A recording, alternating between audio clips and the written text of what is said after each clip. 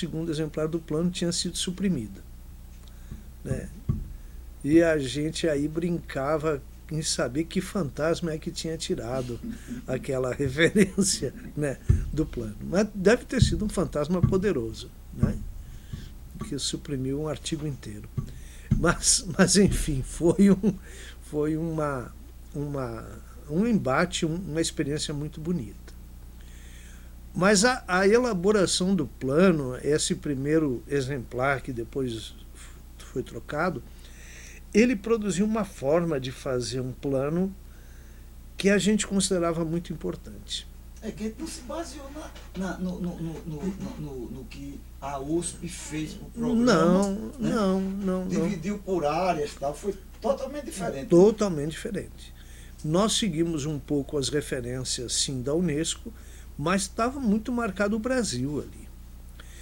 E aí a primeira versão escrita, ela vai passar por uma proposta que o comitê fez e o Estado Nacional aceitou, de discutir o plano.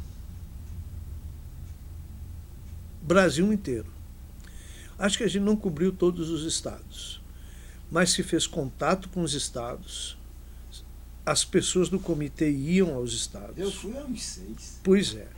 E se faziam audiências públicas com diferentes setores da sociedade, com diferentes setores da educação, e se ouvia, né? E se ouvia, e se recolhia sugestões para uma nova redação, né? Então esse caminho de discutir o plano com a sociedade brasileira enraizou o Plano Nacional de Educação e Direitos Humanos nos setores, diferentes setores da educação brasileira. Aqui já dá o segundo desdobramento que leva do Comitê Nacional aos comitês estaduais, municipais e os planos estaduais e municipais. Né? Isso. Foi quase que por gravidade, né? Foi. E aí sempre foi uma dificuldade muito grande que nós tivemos.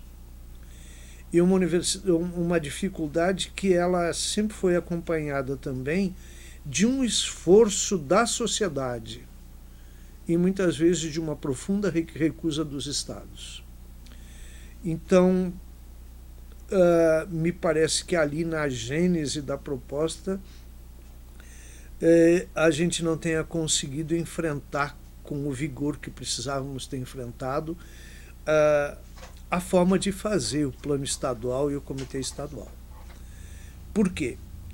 Porque pressupunha uma experiência que a gente ainda não tinha, da relação da sociedade civil com o Estado. Essa experiência nos faltou. Nos faltou porque falta a sociedade brasileira. Não é uma questão específica do plano.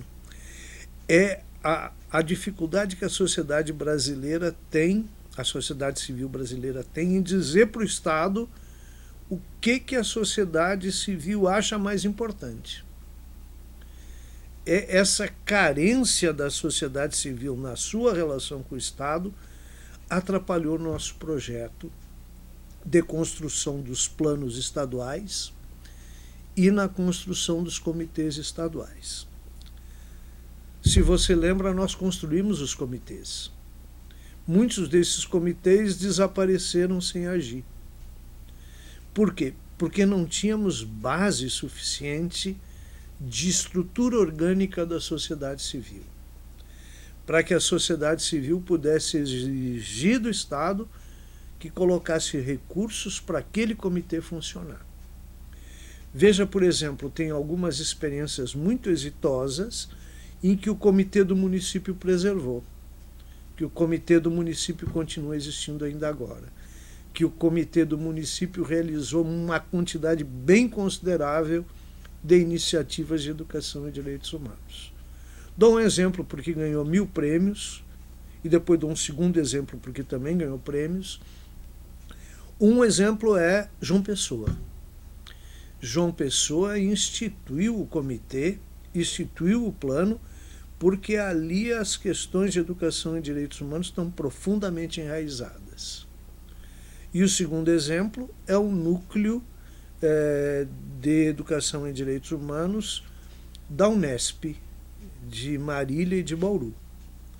Ali a sociedade enraizou o plano e enraizou a construção dos núcleos.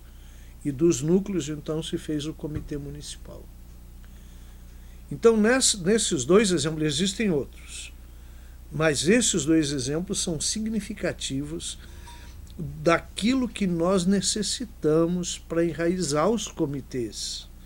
Porque, veja, mesmo não tendo enraizado essa política, você hoje, passado mais de uma década, ainda acompanha e ainda pode perceber no Brasil iniciativas de construção de planos estaduais, de construção de planos municipais e de construções de comitês.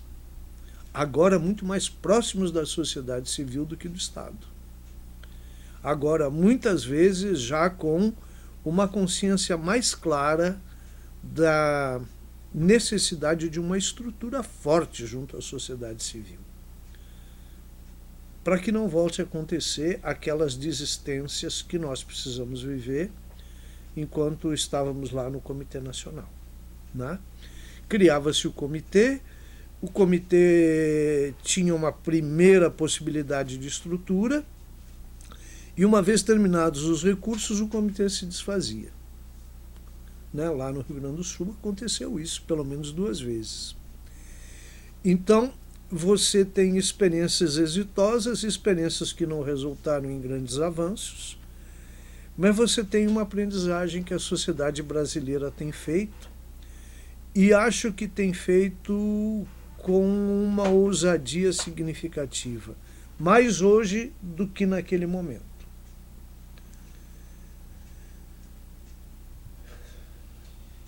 Mais adiante, Solon, acho que tem uma coisa